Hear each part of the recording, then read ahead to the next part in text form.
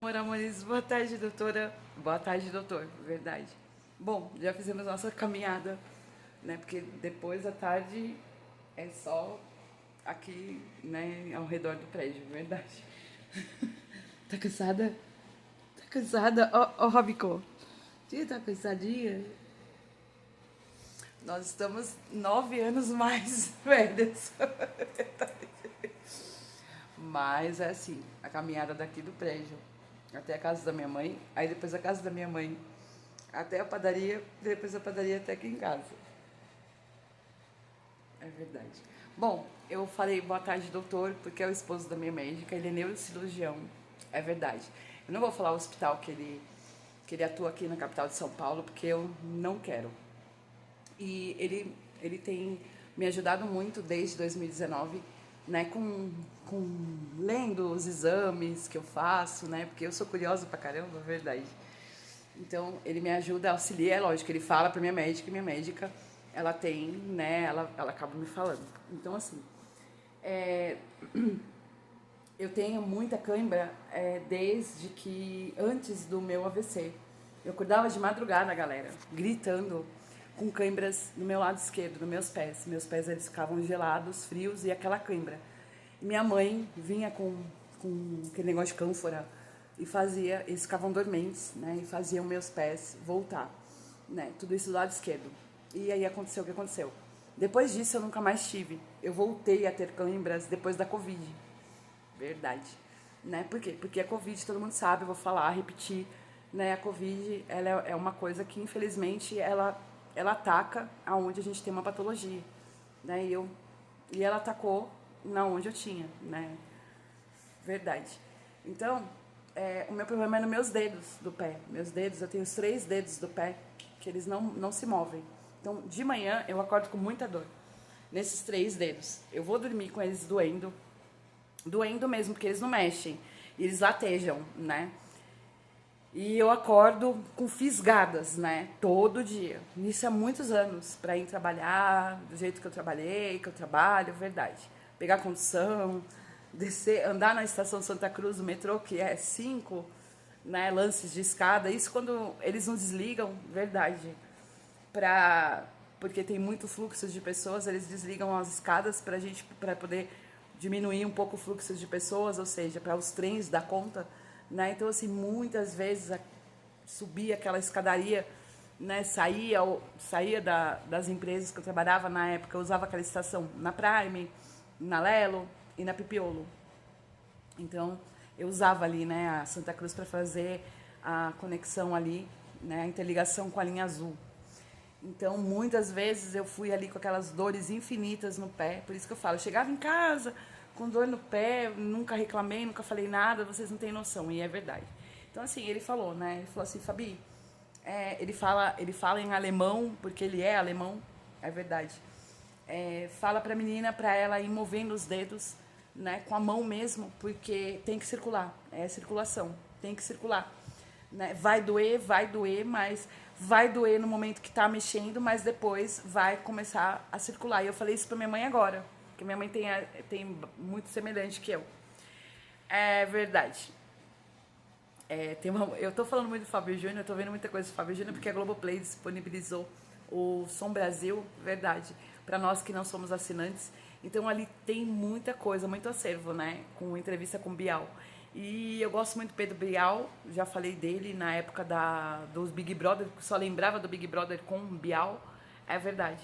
Né? Então, eu vi, a primeira acervo que eu vi foi do Fábio Júnior, e eu sou fãzaça do Fábio Júnior, eu sou velha, galera. Galera, eu tenho quase 50 anos. E tem uma música do Fábio Júnior que eu me lembro muito, duas. São 3 músicas marcantes da minha vida do Fábio Júnior. A primeira é Pai, né? Que eu tenho aquilo dentro da minha pessoa, do meu pai. A segunda é Só Você, é verdade, que eu falo da pessoa que eu amo. E a terceira é Senta Aqui. Essa Senta Aqui foi muito recente, foi ano passado. A minha supervisora, a Cacau, na época da Pipiolo, ela falava assim, senta aqui. Aí eu virava pra ela e falava assim, pera aí, senta aqui. Aí eu começava a cantar a música. É verdade, né? Galera, a minha história de vida, ela é muito de verdade, né? E a minha origem também. Então, assim, eu sei que o pessoal tá com essa minha exposição toda, né? Ficou todo mundo meio que apavorado, verdade, do lado de família. Mas é verdade que eu falei no vídeo de ontem sobre a cantora. Né? Para minha pessoa, isso significa menos zero. Porque eu sou uma mulher trabalhadora que luta pelos meus direitos de trabalhar, de ir e vir, né? E sem medo de ser feliz, né? Eu não tô nem aí para esse tipo de gente que é sem noção, né? Dinheiro não cai na árvore, não sai na árvore, não tem pé de dinheiro. E a gente tem que trabalhar muito, né? Eu conto moedinha, galera, para ir no supermercado, na padaria, é verdade, né? Então, isso é natural de nós, trabalhadores, trabalhadoras, né? E eu lembro que na época que eu caí lá na Pipiolo, eu sabia que se eu abrisse minha boca, os médicos iam me parar. E justamente foi o que aconteceu. E eu ainda falei pra Jade agora, nesse último meu trabalho, eu falei, se eu abrir minha boca, eu vou ficar encostada, eu vou ficar parada. E tá aí, né? Por quê? Porque é tudo um cuidado. Sobre a minha história de vida, da minha origem, é de verdade. Eu tive muito esquecimento, né? Eu tive esses resgates do meu pai, da minha mãe, né, anteriormente. E com a ajuda da neurociência e com a ajuda da psiquiatria, eu consegui um acalanto, uma coisa bem mais quente dentro do meu coração e que me fez renascer para a vida, né? Deu aquela força de falar, opa, você está esquecendo da sua origem? Não, né? Tá aqui. Né? Meu avô, o pai do meu pai, ele era um retirante nordestino. Ele veio do Nordeste para melhorar a vida dos filhos, como muitos faziam há muitos anos atrás, na época de 1900 e pouco, né? Que vinham dos interiores, do sertão mesmo, do sertão do Nordeste para São Paulo, em busca de trazer melhorias para os filhos. Meu pai veio para São Paulo com 4 anos de idade. É verdade. Meu avô, por parte de pai, ele era carroceiro, né? É verdade. Eu tenho o maior orgulho dessa história, porque para vocês verem a história de vida da minha família, isso é muito importante. O pai da minha mãe era vendedor de feira, né? O meu avô paterno, ele fazia perfumes e vendia na feira. Aqui na Feira Livre, nessas feiras, nessas barraquinhas que a gente vê montado com caixote. É verdade, né? A primeira televisão que a minha mãe teve quando ela era pequena, né? Com 13 anos de idade, ela e meus tios, os irmãos da minha mãe, a minha tia Ivani e meu tio Lorival, foi quando minha mãe começou a trabalhar com 13 anos de idade. É verdade, que aí ela juntou o dinheiro do meu avô e eles compraram uma televisão, né? O primeiro fogão a gás na rua, aqui na Vila Maria, na rua Vianópolis, foi meus avós que tiveram, minha avó, por parte de mãe. Então, assim, é uma história de muita luta, né? Então, a gente tem que ter orgulho disso. Nós, que pra gente é tudo tão fácil. A gente tem internet, a gente tem celulares de última geração, a gente tem tênis de moda, a gente tem roupas e mais roupas, né? E a gente esqueceu da nossa origem, de como os nossos pais e os nossos avós, eles lutaram pra gente ser isso hoje. E a tecnologia e a evolução do ser humano. E tudo isso eu quero fazer num segundo livro meu, na qual eu quero contar muito sobre o meu AVC e a minha Covid e a superação da perda de memória, né? Então, essa pauta, essa história vai ficar para um segundo livro. Já o primeiro livro que ainda a gente não lançou, e a gente vai lançar, eu falo da história da minha vida, né, da violência que eu sofri doméstica durante muitos anos, né? De ser uma mulher presa, né, que a gente é desvalorizada, e falo da história de amor. Eu tenho até medo de falar isso, porque as pessoas ciumentas, elas são problemáticas, né? Elas arrumam cantoras,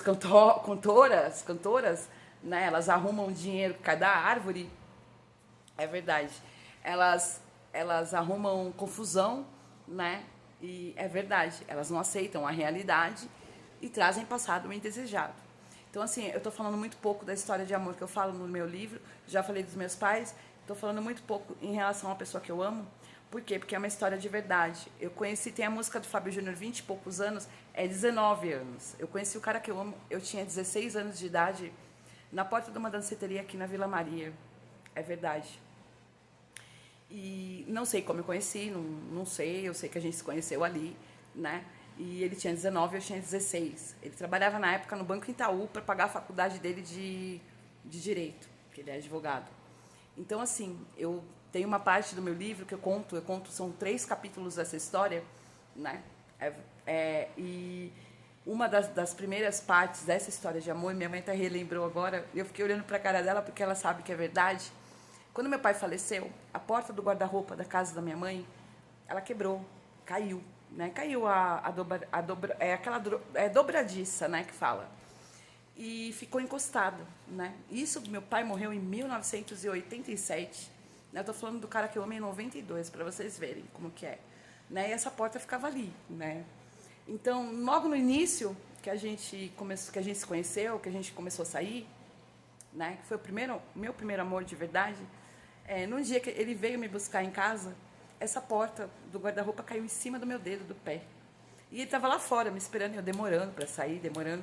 Aí avisaram ele que que eu tinha sofrido, né, esse acidente aí, caiu a porta no meu dedo do pé. Ele foi lá até lá na porta né, ali no portão da casa da minha mãe, me pegou no colo, verdade, e me colocou dentro do carro pra gente sair, né? Então isso é só um detalhe, é só uma coisinha de como ele sempre foi comigo. Imagine o que tem dentro desse livro. É verdade. Né? Então, por isso que eu fiquei indignada com essa história de Ivete Sangalo. Eu falei, gente, é surreal isso. Pois é. Né? Então, é isso. Eu quero dar um beijo para minha família, porque eles sabem de tudo isso. Verdade. E tem alguém contra o livro? Não, galera. Não tem. Né? Isso é coisa da cabeça de pessoas que não colocam um ponto final e não deixam a vida acontecer, a atualidade. Né? Trazem problemas, né? Então é isso. Um beijo no coração, um bom sábado para nós e luz para esses seres, porque eles precisam de muito. Tchau, doutora, tchau, doutor, é verdade. E até amanhã.